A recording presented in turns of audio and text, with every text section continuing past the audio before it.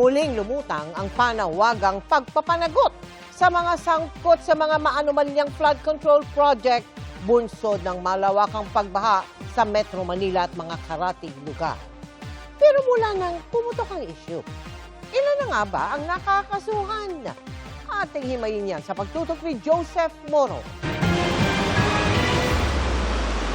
Sa paglubog sa baha ng maraming lugar sa Metro Manila, lumutang ulit ang issue sa umunoy maanumalyang flood control projects at panawagan na may managot dito. Sigaw nga ng ilang natrap sa baha.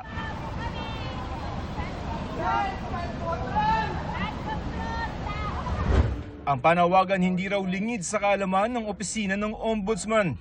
We'd like to offer our thoughts, prayers to those who were affected by the floods yesterday. Dahil po sa nangyari kahapon, we see that the flood control structures that were supposed to protect our communities from the floods definitely did not work. Sa isang pulong dati ni Ombudsman Jesus Crispin Remulla sa liderato ng Senado, hiniling niya na ang Ombudsman na ang mag-imbestiga ng lahat ng mga posibleng kaso kaugnay ng mga flood control project. Pero ilan na nga ba ang nakakasuhan ng Ombudsman simula nang pumutok ang issue sa flood control project noong nakaraang taon? Hinihingi pa namin ng listahan ng Ombudsman pero sa sariling pagtatala ng GMA News Research, as of July 2026, 45 na mga individual na ang nakakasuhan ng Ombudsman sa Sandigan Bayan. Kasama na sina Senador Jinggoy Estrada, dating Senador Bong Revilla, dating House Appropriations Committee Chair Saldi Co, Uswag Ilonggo Party List Representative James Ang at dating DPWH Secretary Manuel Bonoan. Sa 15 contractors na may pinakamalalaking nakuhang proyekto, 2 pa lamang ang may kaso.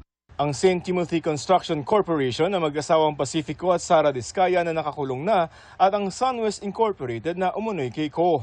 35 na iba't ibang kaso yan ng plunder, indirect at direct bribery, graft pati ng money laundering. Ayon kay Assistant Ombudsman Miko Clavano, nadagdagan yan ng isa pang kongresista. Si Tarlac 3rd District Representative Noel Rivera na kinasuhan ng 9 na counts ng graft sa Sandigan Bayan nitong Agosto. May 7 pang mga kongresista ang sumasailalim ngayon sa preliminary investigation na isang hakbang pa bago kasuhan, tulad ni dating House Speaker Martin Romualdez. 2 senador naman ang sumasailalim sa preliminary investigation, sina Senador Chis Escudero at Senador Joel Villanueva, samantalang sumasailalim sa fact-finding investigation si Senador Alan Peter Cayetano. The files of Senator Ping Lacson have been officially received by the Office of the Ombudsman and undergoing fact-finding. So there are certain things that the team deems necessary to verify and to complete para po mas cohesive yung theory natin. Kamakailan, ibinulgar ni dating DPWH Secretary Manuel Bonoan ang tungkol sa Leadership Fund. Ito yung alokasyon sa budget para sa priority infrastructure projects ng mga mambabatas. Interesado daw dito ang Ombudsman pero may kondisyon. The Ombudsman would like to see a very open and voluntary statement on his part without leaving out any details, no?